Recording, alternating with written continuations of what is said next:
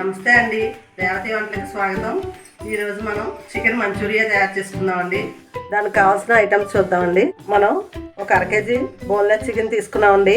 పెట్టుకున్న ఉల్లిపాయ ముక్కలు, అల్లం వెల్లుల్లిపాయ పేస్టు, టమాటా సాసు, మైదా పిండి, soya sauce, cornflour, vinegar, red chilli paste, cut చేసి పెట్టుకున్న పచ్చిమిరపకాయ ముక్కలు.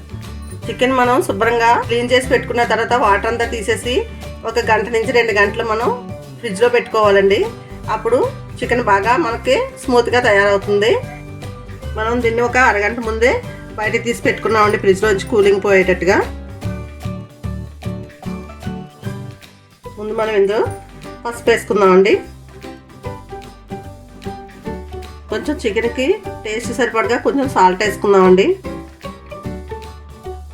మనం కొంచెం అల్లం వెల్లుల్లిపాయ పేస్ట్ కూడా వేసుకుంటున్నామండి. ఒక 2 స్పూన్లు మైదా పిండి వేసుకుందామండి. 2 స్పూన్లు కార్న్ఫ్లోర్ కూడా వేసుకుందామండి. మనం ఫుడ్ కలర్ ఏమీ యూజ్ చేయట్లేదండి ఇందులోను.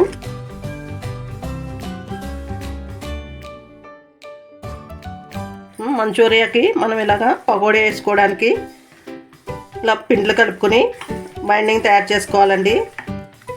పిండి అంతా ముక్కలకు పట్టే వరకు చక్కగా కలుపుకోవాలండి. ఇప్పుడు దీన్ని మనం పకోడీ కింద వేసుకుందామండి. మనం స్టవ్ వెలిగించుకుని ప్యాన్ పెట్టుకున్న తర్వాత డీప్ ఫ్రైకి కావాల్సిన ఆయిల్ పోసుకుందామండి. నూనె మనకి వేడెక్కింది కదండి, బాగా మరగకూడదు. నూనె మీడియం ఫ్లేమ్లో పెట్టుకుని పకోడీ వేపుకోవాలండి.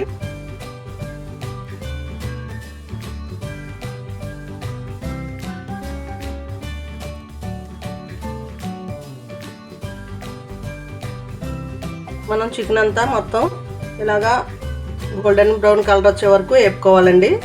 వీటిని మనం ఇప్పుడు మంచూరియా తయారు చేసుకుందాం. మనం కొంచెం ఆయిల్ ఉంచుకుని మిగిలిన తీసేయాలండి. ఇప్పుడు ఇందులో మనం ఉల్లిపాయ ముక్కలు వేసుకుందాం.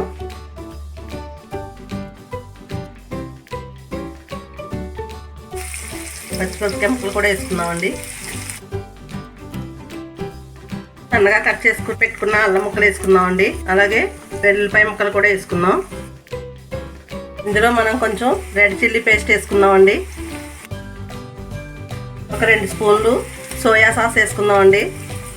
2 స్పూన్లు వెనిగర్ వేసుకుందామండి. ఒక 2 స్పూన్లు టమాటా సాస్ వేసుకుందామండి.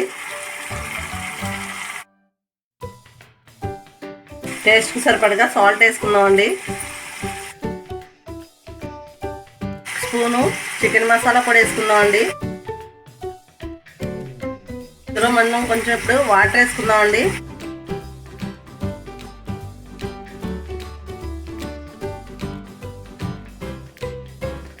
ఇందులో మనం ఇప్పుడు చికెన్ ముక్కలు కూడా వేసుకుందామండి. మసాలా అంతా ముక్కలకు పట్టేటట్టు బాగా కలుపుకోవాలండి.